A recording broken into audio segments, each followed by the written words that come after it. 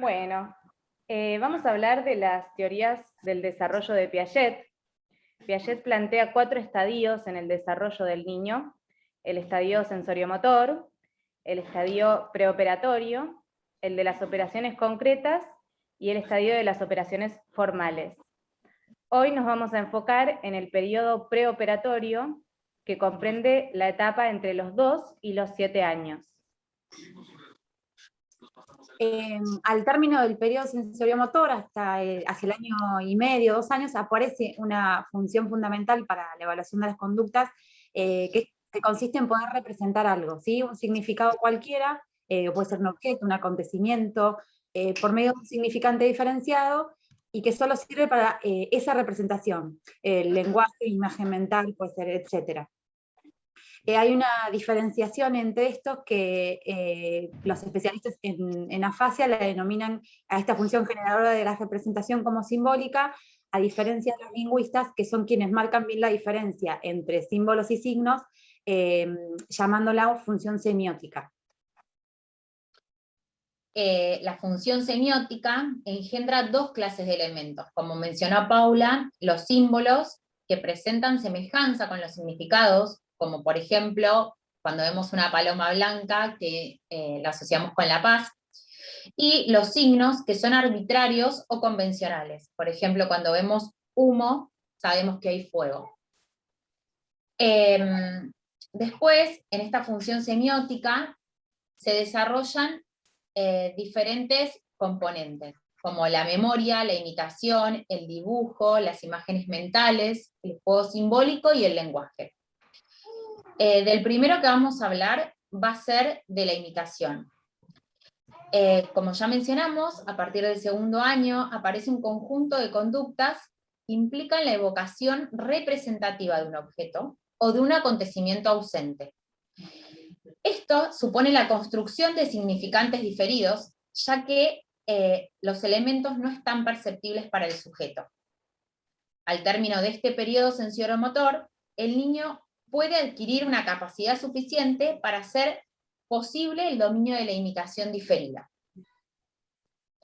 Esta representación que uno hace en acto, digamos, se libera de las exigencias sensoriomotoras, es decir, de su contexto, para alcanzar un nivel intermedio, ¿sí? Y hacer el uso propiamente de este significante diferido, como mencionamos. Bueno, después también tenemos el juego simbólico, que señala el apogeo del juego infantil. Es indispensable para el equilibrio afectivo e intelectual del niño, que puede disponer de un sector de actividad cuya motivación no sea la adaptación a lo real, sino la asimilación de lo real a los esquemas del yo. El juego transforma lo real, por asimilación, a las necesidades del yo, a través de un lenguaje simbólico construido y modificable a sus necesidades. El niño crea y representa lo que ocurre a su alrededor, que su yo debe asimilar. Esto le ayuda a comprender la realidad que lo rodea, asimilar normas y reglas sociales y fomentar su expresión emocional. De esta manera podemos ver al niño jugar a que cura su peluche, como el doctor lo hizo cuando estaba enfermo, o cuando juega a que habla por teléfono, como lo hace su mamá. El simbolismo lúdico cumple la función de lo que sería para el adulto el lenguaje interior, ya que a través del juego pueden volver a vivir el acontecimiento o asimilar conflictos que son inconscientes. También encontramos el dibujo, ¿sí? Como esta forma de, una forma de la función semiótica que se inscribe a mitad de camino entre el juego simbólico, del cual presenta el mismo placer funcional por un lado, y la imagen mental con la que comparte ese esfuerzo de la imitación de lo real por otro. Luquet considera el dibujo como un juego, pero en realidad constituye una preparación entre la imagen gráfica y la imagen interior, ya que desde las formas iniciales del dibujo no se asimila cualquier cosa. Lukács demuestra que el dibujo del niño hasta los 8 o 9 años es esencialmente realista de intención, pero que el sujeto comienza por dibujar lo que sabe de un personaje, de un objeto, mucho antes de expresar gráficamente lo que ve en él.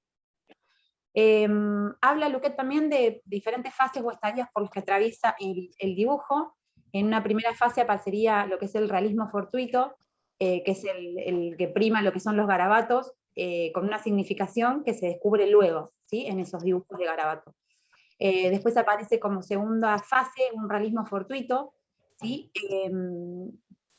Que pasa, es frustrado, perdón, en donde los elementos de la copia se juxtaponen uno por encima del otro, en vez de estar coordinados en un todo. Por ejemplo, no sé, decía que un sombrero estaba por muy encima de la cabeza en un dibujo ya más controlado, ¿no? En esta fase del realismo frustrado, el monigote es el modelo más dominante. En principio aparece solo una figura a modo de cabeza, aparecen como de esta figura que tiene como un centro, aparecen varias líneas que se desprenden como si fuesen brazos o piernas, pero sin el tronco. Y por último, está la tercera fase del realismo, que es el intelectual, en donde el dibujo superó ya todas las dificultades primitivas, pero en un comienzo este dibujo proporciona los atributos conceptuales sin la presencia de una preocupación visual. O sea que se ignora lo que sería la perspectiva. Si hace un dibujo, por ejemplo, de un rostro que está de perfil, le va a dibujar igualmente los dos ojos porque sabe que las personas tienen dos ojos.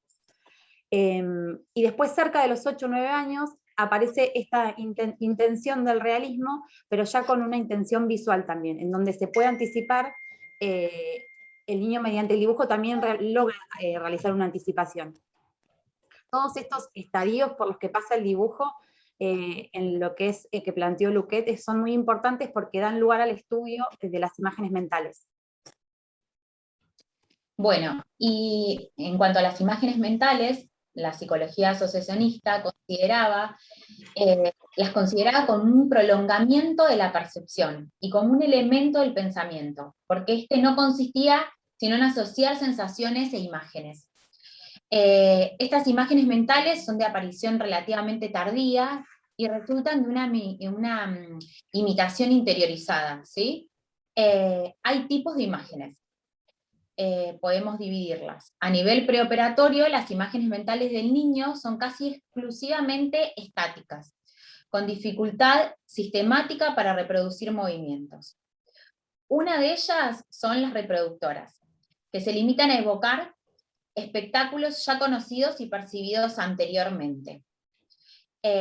Después están las anticipadoras, que imaginan movimientos o transformaciones, así como los resultados sin haber asistido anteriormente a esta relación.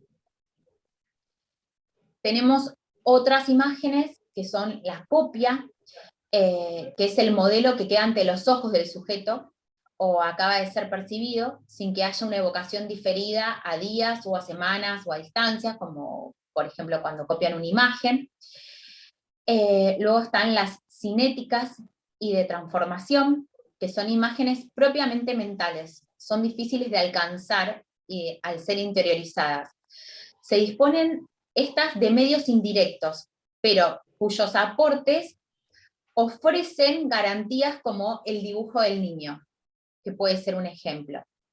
Y luego están las imágenes operaciones, llamaban, que es un análisis directo de las relaciones entre la representación imaginada y la operación.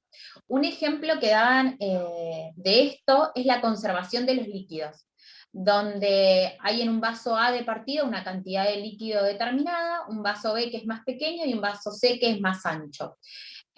Bueno, y se le pregunta al niño sobre si en cada uno hay la misma cantidad, digamos, de conservación del agua. Y él va diciendo que no, según sea más alto o más bajo, porque confunde el tamaño del vaso con la cantidad de líquido.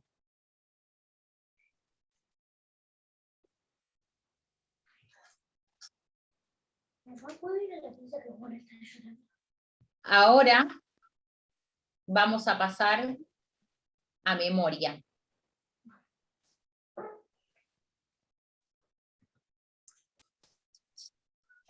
Bueno, otra función que se desarrolla a partir de la función semiótica en el periodo preoperatorio es la memoria. Y bueno, según Piaget hay dos tipos de memoria: la de reconocimiento, que actúa solo en presencia del objeto, y consiste en reconocerlo solamente. Este tipo de memoria es muy precoz y está ligada a esquemas de acción o de hábito. Y por otro lado está la memoria de evocación, que consiste en evocar el objeto en su ausencia por medio de un recuerdo o imagen.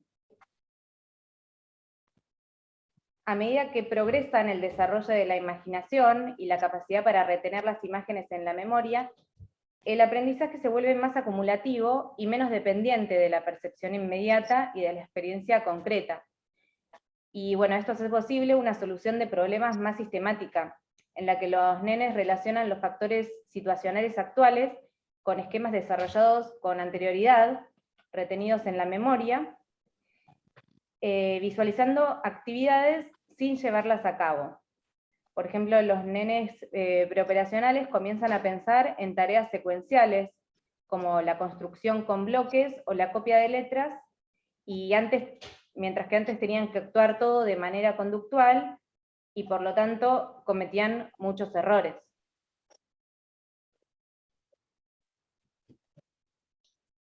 Bueno, por último vamos a hablar acerca del lenguaje. En el texto Piaget habla acerca de que el niño normal, o sea, sin dificultades, aparece el lenguaje en él aproximadamente al mismo tiempo que las otras formas de pensamiento semiótico. El lenguaje está articulado y ligado a los signos verbales. El lenguaje pasa por una serie de evolución, que también se divide por fases. Comienza por una fase de balbuceo espontáneo entre los 6, más o menos 10, 11 meses de edad.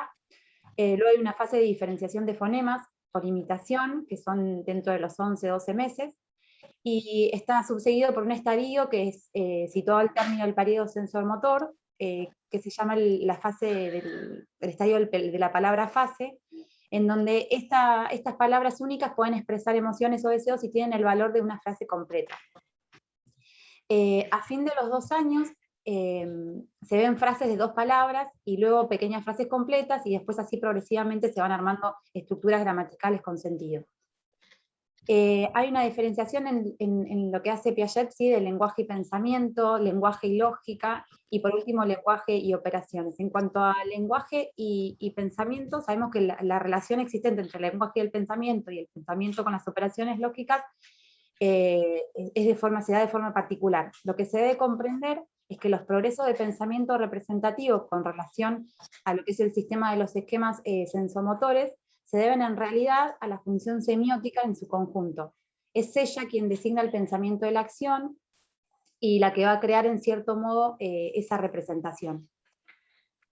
En este proceso formador, el lenguaje desempeña un papel muy importante, porque contrariamente a otros instrumentos semióticos, por ejemplo, como serían las imágenes, esas son construidas por el individuo, a través de las necesidades que se van despertando en él. Pero en cambio el lenguaje ya está elaborado socialmente por completo, entonces lo que le queda hacer a este sujeto, a este individuo, es aprenderlo. En cuanto al lenguaje y la lógica, este lenguaje comporta una lógica inherente al sistema de la lengua, que constituye no solamente el factor esencial o incluso único del propio aprendizaje de la lógica de un individuo, sino también la lógica, se dice, de toda la humanidad. Por otro lado encontramos el lenguaje y operaciones, que el niño de este nivel, en un periodo preoperatorio, comprende las expresiones de nivel superior cuando están ya insertas y se dan a modo de órdenes o consignas, pero no las utiliza espontáneamente. En cambio, cuando se lo guía a utilizarlas mediante un aprendizaje propiamente lingüístico, ahí sí lo consigue. Lo que se dice es que esto demuestra que fue una experiencia que se realizó, que el lenguaje no constituye la fuente de la lógica, sino que al contrario está estructurado por ella.